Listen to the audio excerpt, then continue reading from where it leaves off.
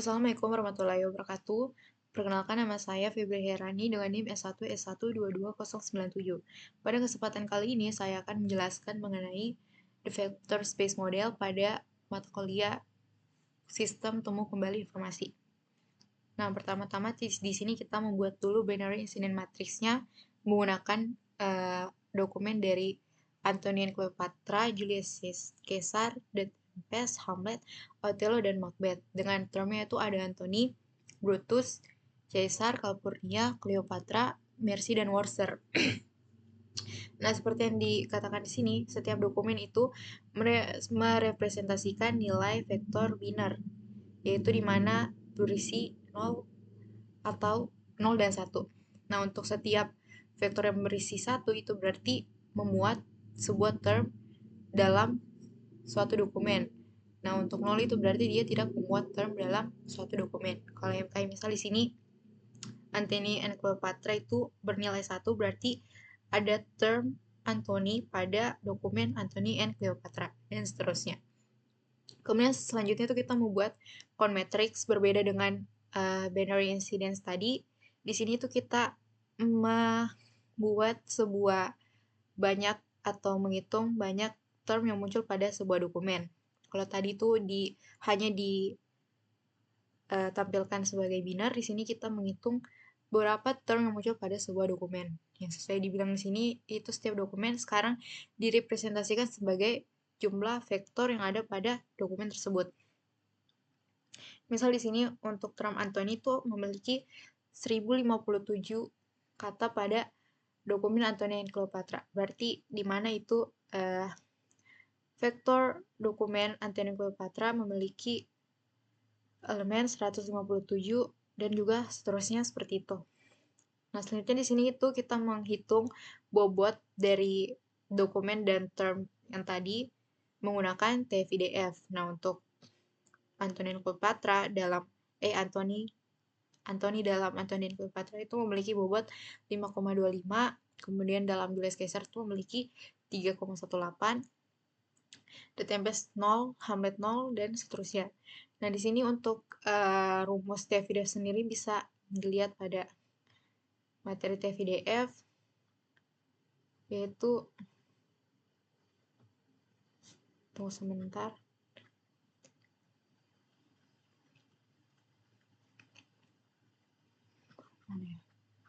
Nah, ini TIDF T sama dengan 10 log kali N per DFT. Nah, untuk lebih jelasnya bisa dilihat pada materi yang tadi untuk TF-IDF. Nah, selanjutnya itu ada vektor sebagai dokumen. Nah, di sini dijelaskan bahwa setiap dokumen itu sekarang merepresentasikan nilai real vektor dari bobot TF-IDF. Nah, ini mengulang konsep yang telah kita bahas tadi, yaitu setiap dokumen diubah menjadi sebuah vektor yang elemen-elemennya adalah bobot TF-IDF dari setiap kata atau term dalam kosakata. Nah, selanjutnya itu kita mempunyai vektor dimensi real dari vektor space. Nah, karena setiap dokumen itu direpresentasikan sebagai vektor dengan V elemen, kita dapat membayangkan kumpulan semua dokumen berada dalam sebuah ruang vektor dengan V dimensi. Setiap dimensi dalam ruang ini sesuai dengan satu kata unik dalam kosakata. Nah, jika kosakatanya kita itu memiliki 10.000 kata unik, maka kita memiliki ruang vektor 10.000 dimensi. Kemudian, term axis of the space. Nah, setiap kata unik dalam kosakata dapat dianggap sebagai salah satu sumbu atau eksis dalam ruang vektor tersebut. Nah, nilai dari setiap elemen dalam vektor dokumen menunjukkan posisi dokumen sepanjang sumbu kata yang bersangkutan. Kemudian ada selanjutnya dokumen are points or vector in this space. Nah, setiap dokumen dapat dipandang sebagai sebuah titik dari atau vektor yang mengarah dari titik ke titik tersebut, dari titik asal ke titik tersebut dalam ruang vektor V dimensi. Nah, koordinat titik atau nilai dalam vektor ditentukan oleh bobot TF-IDF dari setiap kata dalam dokumen tersebut. Kemudian, very high dimensional. tens of million of dimension when you apply this to web search engine. Dalam aplikasi dunia nyata, terutama pada skala besar seperti mesin pencari web, ukuran kosakata atau V bisa sangat besar, bisa mencapai jutaan atau bahkan puluhan juta kata unik. Akibatnya, ruang vektor yang dihasilkan memiliki dimensi yang sangat tinggi. Tapi each vector is very sparse. Most entries are zero. Tapi meskipun ruang vektornya berdimensi tinggi, sebagian besar dokumen hanya mengandung sebagian kecil dari keseluruhan kosakata. Oleh karena itu, sebagian besar elemen dalam vektor representasi dokumen akan bernilai 0, atau karena sebagian besar kata dalam kosakata tidak muncul dalam dokumen tertentu. Vektor yang memiliki banyak nilai 0 disebut sparse vector. Nah, selanjutnya itu ada vektor sebagai query.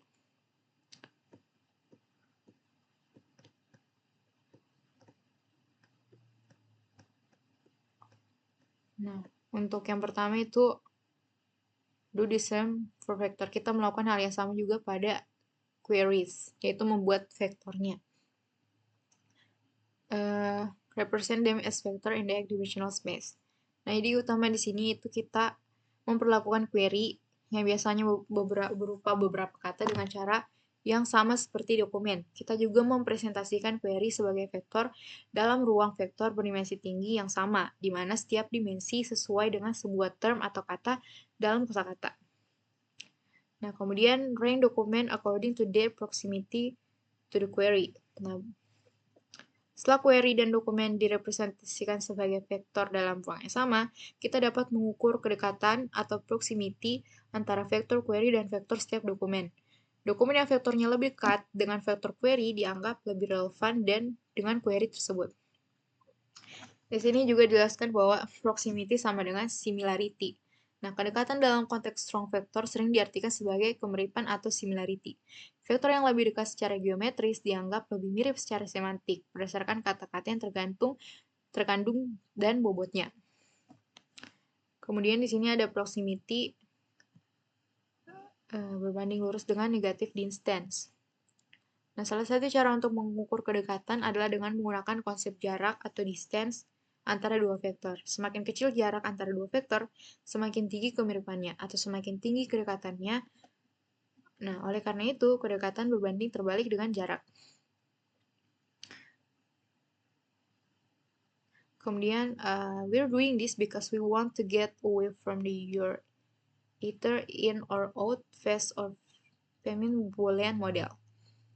Nah, motivasi kita menggunakan representasi vektor karena model Boolean tradisional yang hanya menggunakan operator logika seperti and, or, dan not bersifat biner atau sebuah dokumen dianggap relevan jika dan hanya jika memenuhi kondisi Boolean secara persis. Ini bisa menghasilkan terlalu banyak hasil yang tidak relevan atau fixed, atau terlalu sedikit bahkan tidak ada hasil sama sekali, atau femin.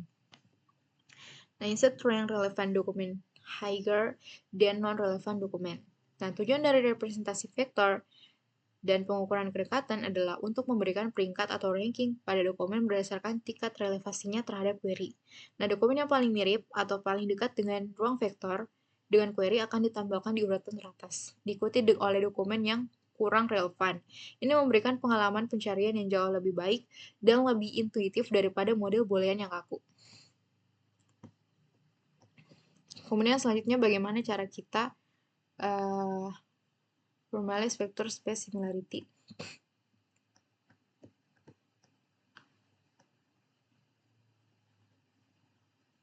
Bagaimana cara kita mengukur vector space similarity. Nah, pertama-tama itu kita first cut negative distance between 2 points. Nah, kita mengukur kemiripan antara dua vektor dengan menggunakan konsep jarak atau distance antara kedua titik ujung vektor tersebut dengan ruang vektor. Nah, kemiripan dapat dianggap berbanding terbalik dengan jarak. Semakin dekat jarak antara dua vektor, semakin tinggi kemiripannya. Oleh karena itu, kemiripan bisa diwakili dengan nilai negatif dari jarak. Kemudian selanjutnya, bisakah kita menggunakan Euclidean distance? Nah, di sini jelaskan bahwa Euclidean distance itu ide yang buruk untuk menemukan kata yang cocok dalam sebuah dokumen. Mengapa?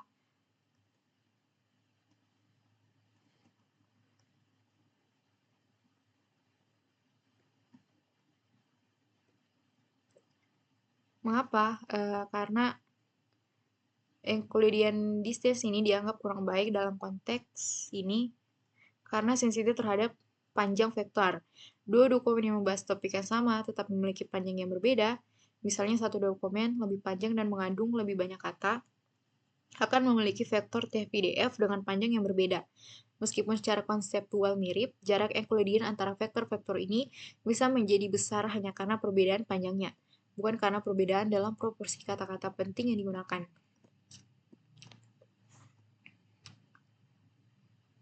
Nah, bisa dilihat pada contohnya di sini kenapa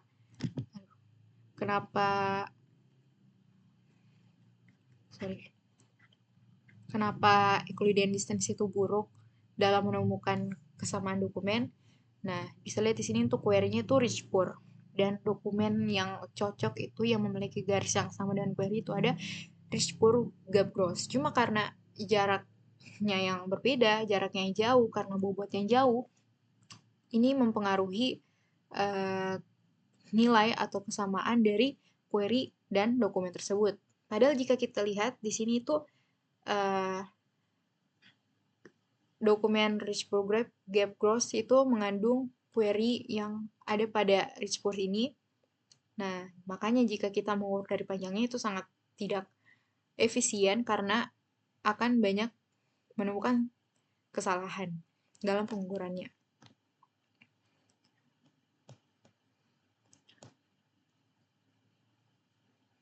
Nah, untuk menggantikan Euclidean distance, kita bisa menggunakan angel, yaitu use angel instead of distance. Yang pertama itu caranya kita merank documents according to angel with query.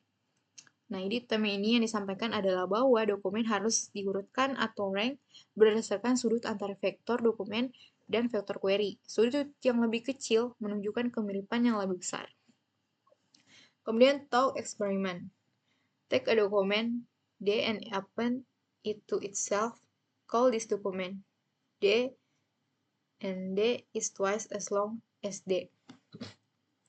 Nah, gambar ini menyajikan sebuah eksperimen pemikiran untuk mengilustrasikan mengapa panjang dokumen tidak seharusnya menjadi faktor utama dalam menemukan atau menentukan kemiripan semantik.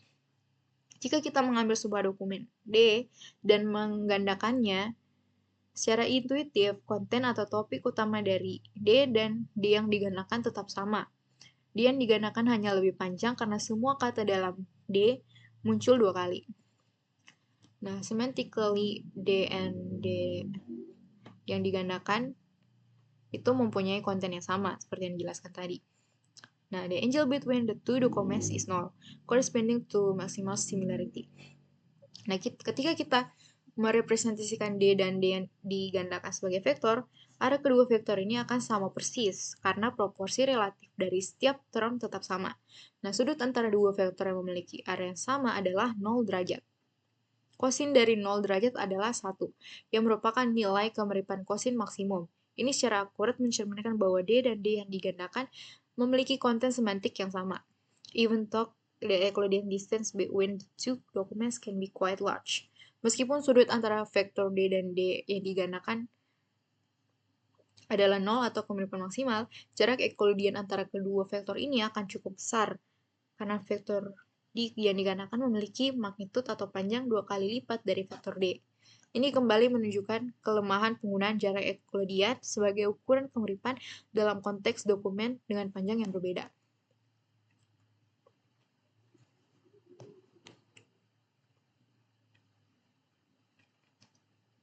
Kemudian selanjutnya kita membuat yaitu dari from angles to kosin untuk menghitung kosin. Nah, ini menunjukkan bahwa gambar ini itu menjelaskan bagaimana kita dapat menggunakan nilai kosinus dari sudut antara dua vektor untuk menentukan kemiripannya. Pertama itu kita the following two notions are equivalent. Rank document according to the angle between query and document in decreasing order. Jika kita mengurutkan dokumen berdasarkan sudut antara vektor, query, dan vektor dokumen dari sudut terkecil ke terbesar, dokumen dengan sudut terkecil dianggap paling mirip dengan query. Kemudian rank dokumen according to cosin. Query dokumen in increasing order. Nah, ini berarti kita juga bisa mengurutkan dokumen berdasarkan nilai kosinus dari sudut antara vektor query dan vektor dokumen. Namun, kali ini kita mengurutkannya dari kosinus terbesar ke terkecil. Cosin is a monotonically decreasing function of the angle for the interval. Ini adalah alasan matematis mengapa kedua cara pengurutan di atas setara. Dalam interval sudut antara 0 derajat dan 180 derajat, nilai kosinus dari sudut tersebut terus-menerus seiring dengan bertambahnya sudut. Untuk cos 0 derajat itu 1, yaitu kemiripan maksimal, dan cos 90 derajat itu 0, atau tidak ada kemiripan, dan cos 180 derajat itu min 1, atau kemiripan berlawanan. Untuk gambaran dari kosin tersendiri, kemudian selanjutnya itu ada length normalization. Length normalization atau normalisasi panjang. How do we compute the cosin?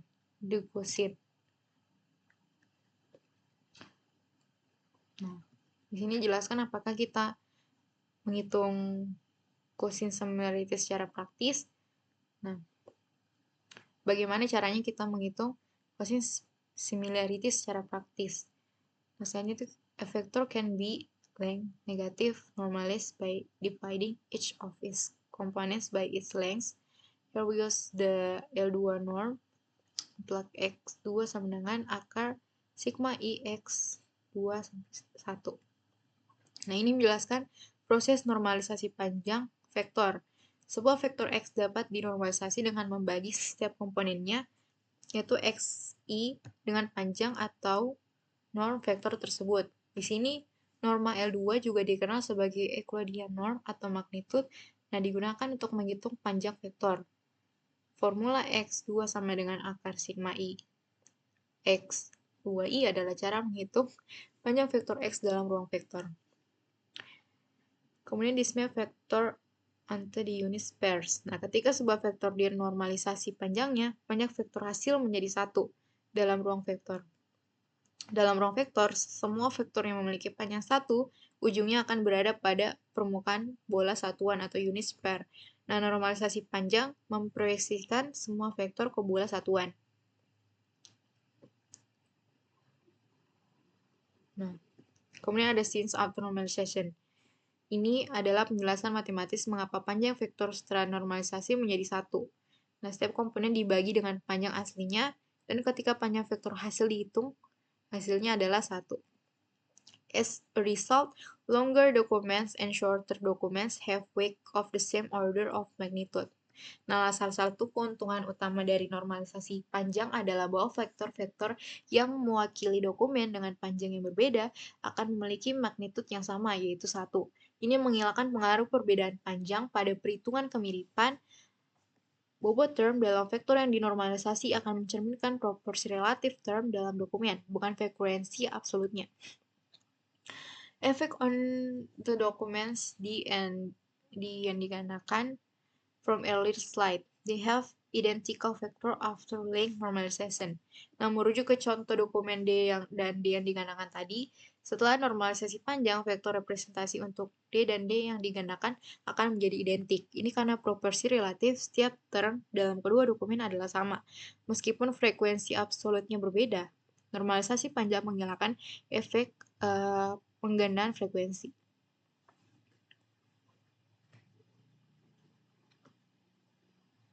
Nah, selanjutnya di sini ada cosin similarity between query and document. Nah, di sini untuk menghitung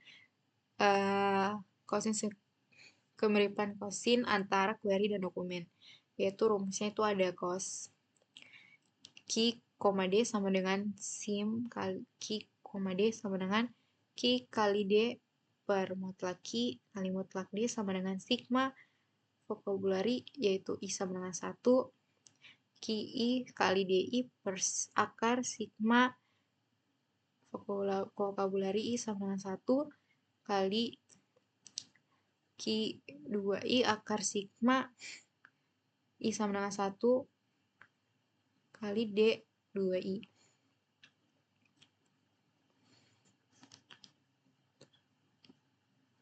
Nah, kemudian ada selanjutnya quotient for normalized vector. Dan lihat di sini untuk vektor yang dinormalisasi, kosinus setara dengan produk titik atau produk skalar. Nah, bisa dilihat di sini untuk rumusnya, yaitu cos Q, D sama dengan Q vektor Q kali vektor D sama dengan sigma I QI kali DI. Nah, ini untuk gambaran dari quotient similarity ilustrasinya. Nah, ini untuk contohnya. Nah, di sini itu ada sebuah tren frekuensi dari dokumen-dokumen, yaitu SAS, PAP, dan WH. Nah, untuk SAS sendiri itu adalah Sense and Sensibility, dan PAP itu adalah Pride and Prejudice, dan WH itu adalah Wuthering and Heights. Untuk term affection itu muncul sebanyak 115 kali pada SAS, dan muncul sebanyak 58 kali pada PAP, dan 20 kali pada WH. Begitu juga yang seterusnya. Kemudian selanjutnya di sini itu kita menghitung term frekuensinya. Nah, seperti yang dijelaskan tadi, berapa banyak term yang muncul pada sebuah dokumen. Kemudian selanjutnya itu kita membuat log frekuensi weighting. Perlu diingat di sini ini weightingnya itu tidak menggunakan IDF. Nah, di sini tuh didapatkan bahwa term affection pada dokumen esai itu sebanyak 3,0, pada PAP itu sebanyak 2,76, pada W itu sebanyak 2,30. Nah, selanjutnya kita membuat log frequency weighting dan quotient normalization. Nah, untuk nilainya itu di sini kita mendapatkan 0,789 dan PAP itu 0,832 dan W itu 0,524. Nah, selanjutnya kita bisa menghitung quotient dari SAS dan PAP menggunakan quotient normalization yang sudah didapatkan tadi. Misal di sini untuk affection pada SAS itu 0,789 terus dikalikan dengan pada 0 pada PAP itu 0,832, kemudian ditambahkan juga untuk Giles, Gossip, Wuthering yang pada akhirnya menghasilkan nilai 0,94. Kemudian dilakukan hal yang sama pada dokumen SAS dan WH, dan dilakukan juga pada PHP dan WH. Nah, didapatkan di sini bahwa cos ES dan PHP itu memiliki nilai nilai similarity yang paling besar, yaitu 0,94. Nah, ini untuk program dari menghasilkan quotient score. Bisa dilihat di sini untuk programnya. Kemudian ada components of TF-IDF weighting. Nah, di sini untuk term frekuensi itu ada TF-TD, kemudian logarithm 1 tambah log TF T, D, kemudian ada augmented, Boolean, and log F. Kemudian ada dokumen frekuensi dan normalization yang kita buat tadi. Nah, baik, mungkin hanya itu yang bisa saya sampaikan mengenai materi vector space model ini. Lebih dan kurangnya mohon dimaafkan. Wabillahi taufiq wa hidayah. Wassalamualaikum warahmatullahi wabarakatuh.